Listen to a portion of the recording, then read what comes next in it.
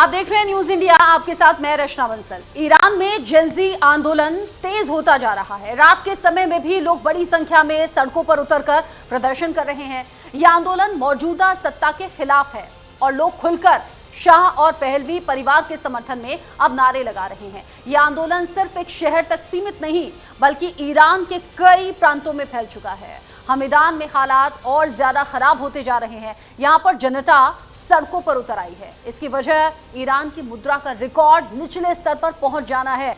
Iran के सरकारी TV पर जैसे ही बताया गया कि केंद्रीय बैंक के प्रमुख मोहम्मद रजा फर्जन ने इस्तीफा दे दिया है, इसके बाद राजधानी तेहरान के सादी स्ट्रीट और ग्रैंड बाजार के पास में शुश इलाके में व्यापारियों और दुकानदारों ने प्रदर्शन शुरू कर दिया।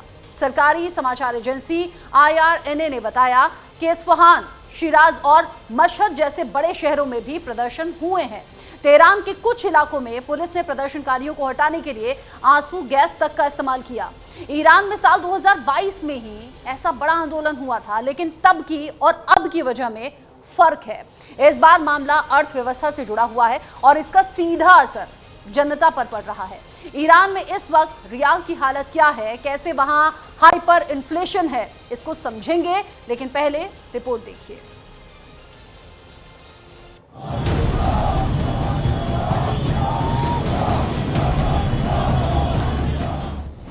अब ईरान में भड़के जेंजी, सुप्रीम लीडर खामनेई के खिलाफ बगावत। ईरान में कई शहरों में जेंजी का प्रोटेस्ट।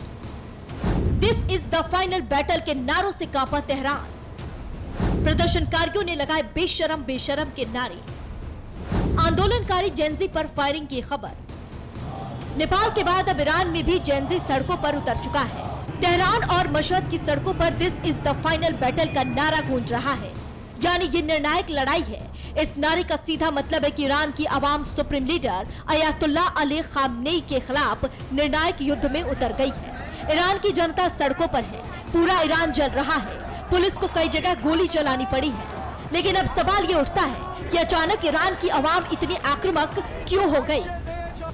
दरअसल ईरान की करेंसी रियाल ऑल टाइम लो पर पहुंच गई। ईरानी मुद्रा रियाल में एक ही दिन में 7% की गिरावट आई है।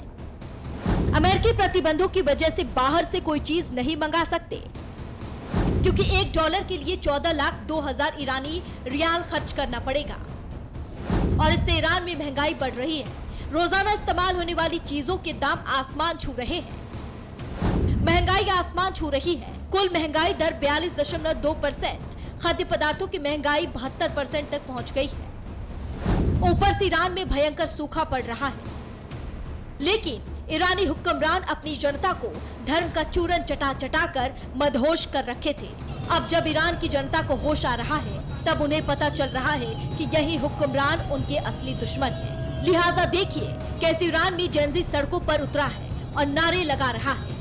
सड़क से लेकर शॉपिंग मॉल्स तक में प्रदर्शन हो रहे हैं। खलीफा की आर्मी प्रदर्शनकारियों पर आंसू गैस के गोले और रबर बुलेट चल रही है। बावजूद इसके भीड़ पीछे हटने को राजी नहीं है। देश भर में व्यापारियों की हड़तालें और विरोध लगातार जारी रहे।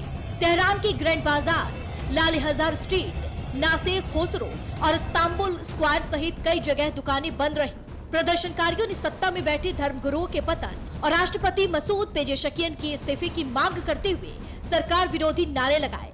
तानाशाह को मौत के नारे लगाते हुए व्यापारियों से दुकान बंद करने की अपील की गई। इधर फ्लोरिडा में इजराइल के प्रधानमंत्री बेंजामिन नेतन्याहू के साथ बैठक के बाद ट्रंप ने संकेत दिया है कि अगर ईरान ने परमाणु हथियार बनाने के ठिकानों को दोबारा खड़ा करने की कोशिश की तो उस पर इजराइल या अमेरिका की तरफ से और हमले हो सकते हैं। अगर ईरान अपनी हरकतों में सुधार नहीं करता तो अगला हमला बहुत तगड़ा और विनाशकारी होगा। कुल मिलाकर ईरान जहां घर में घिरा है, तो वहीं अमेरिका भी उसे बाहर से घेरने में जुटा है। सवाल ये कि क्या supreme leader Ayatollah Ali Khamenei की गद्दी जाएगी? क्या ईरान की मदद रूस करने आएगा? इस बार का आंदोलन भूख, महंगाई, गरीबी को लेकर है। क्या supreme leader Ayatollah Ali Khamenei इस पर काबू पा सकेंगे? क्योंकि पिछली बार महसा अमीनी के हिजाब वाले प्रदर्शन को supreme leader Ayatollah Ali Khamenei ने बड़ी ही बर्बरता से खत्म किया था। ऐसे में इस बार वो कौन सा टूल इस्तेमाल करें, देखने वाली बात होगी। ईरान में जारी प्रदर्शन के बीच में निर्वासित क्राउन प्रिंस रिजा पहलवी ने देशवासियों के नाम 2 अहम संदेश जारी किए हैं। उन्होंने सभी से विरोध प्रदर्शनों में शामिल होने की अपील की। पुलिस और सुरक्षा बलों से कहा कि जनता के खिलाफ खड़े ना हो, उनके साथ में जुड़ें। अब इस बयान को अलग अलग तरीके से देखा जा रहा है, वो भी तब जब खामेनेई के खिलाफ विरोध तेज हो गया है। می‌فرستم به شما بازاری‌ها و مردمی که خیابان‌های تهران را به دست خود گرفته‌اید. وضعیت اقتصادی مملکت تا زمانی که این رژیم سر کار هست رو به زوال خواهد بود. زمان این رسیده است که همبستگی خود را بیش از پیش حفظ بکنیم. از تمام اقشار جامعه می‌خواهم که به سایر هم‌میهنانتون که در خیابان‌ها هستند بپیوندید و شعار سقوط نظام را سر دهید. و به خصوص پیام من به نیروهای امنیتی و انتظامی این است: سرنوشت خود را به دست خودتان بگیرید. این نظام در حال فروپاشی است. در مقابل مردم نایستید، به مردم بپیوندید.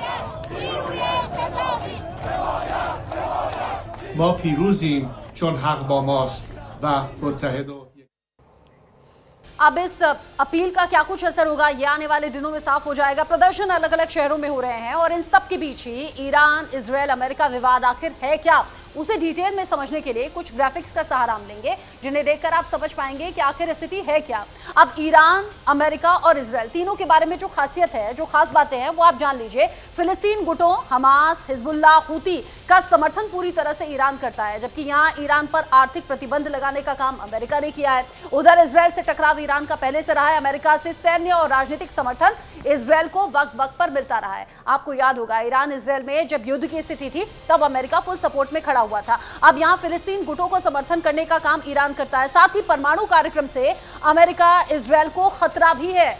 आपको याद होगा, इजरायल ने साफ तौर पर कहा था कि यहां जो परमाणु कार्यक्रम है वो खत्म करने होंगे, लेकिन ईरान ने साफ इनकार कर दिया था। इधर ईरान के परमाणु हथियार बनने का विरोध अमेरिका भी करता रहा। साथ ही इजरायल ने कहा, ईरान के परमाणु कार्यक्रम का हम कड़ा विरोध करते हैं, यानी कि इजरायल और अमेरिका साथ मिलकर ईरान का विरोध करते रहे। ईरान ने साफ कर दिया कि हमें इससे कोई फर्क नहीं पड़ता, हम अपना परमाणु प्रोग्राम यानी कि जो न्यूक्लियर प्रोग्राम है वो जारी रखेंगे। अब ईरान परमाणु कार्यक्रम से ईरान इजरायल को खतरा अलग अलग टाइम पर तो दिखा।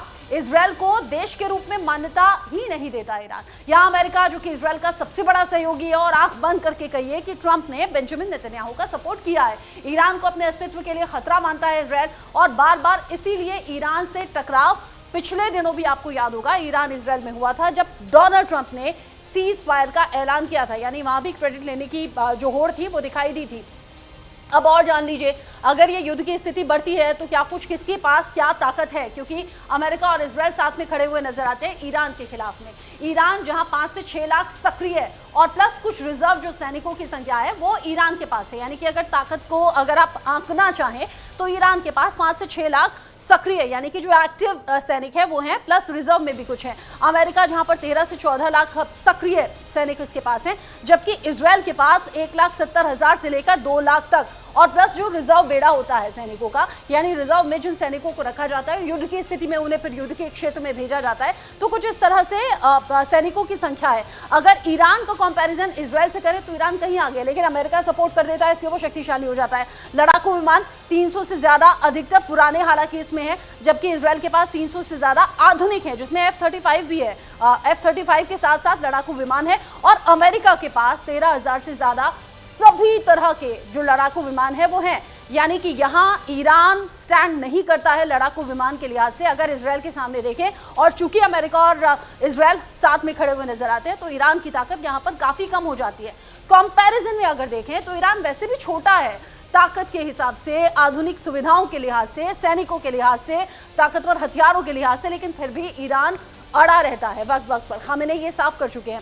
साथ ही नौसैनिक अगर देखें, यानी कि नौसेना की ताकत देखें, तो जो छोटी पनडुब्बियां हैं और तेज नावें हैं वो यहाँ पर हैं ईरान के पास, लेकिन संख्या कम है, जबकि इजरायल के पास वही जो ताकतें हैं वो हाईटेक तरीके से हैं, यानी कि हाईटेक सुविधाएं इजरायल के पास हैं। यहाँ अमेरिका के पास एयरक्राफ्ट कैरियर भी है, परमाणु पनडुब्बियां भी हैं, लेकिन यहाँ भी ईरान छोटा साबित होता है। लेकिन ईरान और इजरायल के टकराव में ईरान ने यह साफ कर दिया था, ना हम झुकेंगे ना पीछे हटेंगे, और वो टकराव एक बार फिर से उभरता हुआ नजर आता है। मिसाइल डिफेंस में अगर देखें तो ईरान सीमित तौर पर नजर आता है, जबकि इजरायल आयरन डोम और एरोस के पास में है, जबकि अत्याधुनिक सिस्टम से लैस है अमेरिका। अमेरिका जो कि इजरायल को बार बार ताकत दे रहा है, इजरायल इसीलिए सीधे तौर पर टक्कर ईरान से ले रहा है। हालांकि क्षेत्र के लिहाज से देखें तो ईरान को अलग अलग वक्त पर बड़ी चोट इजरायल ने दी है, वो भी पिछले ही दिनों दी है। परमाणु हथियार के अगर हिसाब से देखें, ईरान के पास अभी परमाणु हथियार नहीं है, लेकिन जो मैं कह रही थी पहले भी कि न्यूक्लियर प्रोग्राम जो है वो ईरान जारी रखने की बात करता है और उसी से इजरायल को खतरा। इजरायल बार बार यही प्रेशर ईरान पर डालता है कि आप ये परमाणु प्रोग्राम बंद कीजिए, और इसीलिए टकराव हुआ। जबकि इजरायल के पास 80 से 90 और अमेरिका के पास तो 5000 से ज्यादा परमाणु हथियार हैं, और इसीलिए जब हम ताकत को आंकते हैं अमेरिका और इजरायल साथ में नजर आता है, और जो ईरान है वो काफी ज्यादा छोटा इस लिहाज से ताकत के हिसाब से नजर आता है।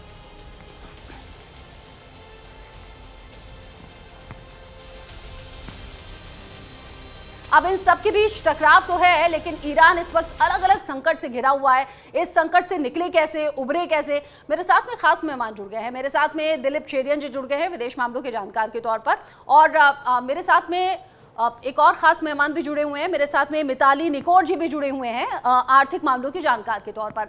आप दोनों का ही बहुत स्वागत न्यूज़ इंडिया पर।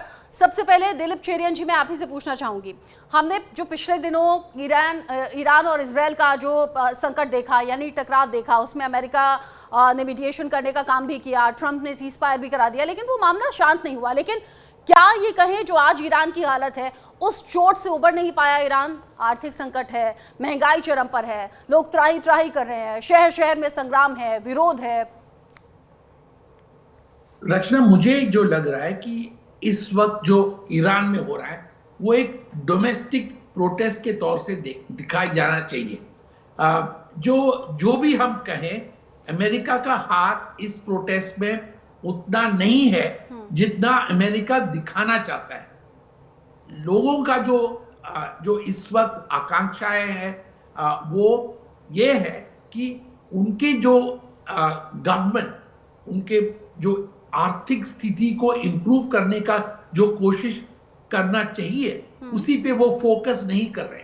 वो फोकस और परमाणु के इशू पे और ऐसे कई मामलों पे जो ध्यान दे रहा है। लोगों को ये इस वक्त इम्पोर्टेंट ये है कि इकोनॉमिक स्थिति, उनका जो लिविंग स्टैंडर्ड, उनका जो इंपोर्ट कैपेबिलिटी, इनको बढ़ावा देना वो ज्यादा अहम मानते हैं। जो हम रास्ते में लोग देख रहे हैं वो मेरे ख्याल में इंटरनेशनल रिलेशंस या ग्लोबल इश्यूज पे नहीं है। वो अपने पेट के सवाल, उनके सिक्योरिटी के बारे में, उनका जो फ्यूचर है, उनके बच्चों का जो फ्यूचर है, उसलिए वो लड़ाई करना शुरू किए हैं। और मुझे लगता है कि इस वक्त हमें ये अगर एनालिसिस करके इसको ठीक समझना हो तो हम उसको आर्थिक स्थिति से देखना उचित होगा।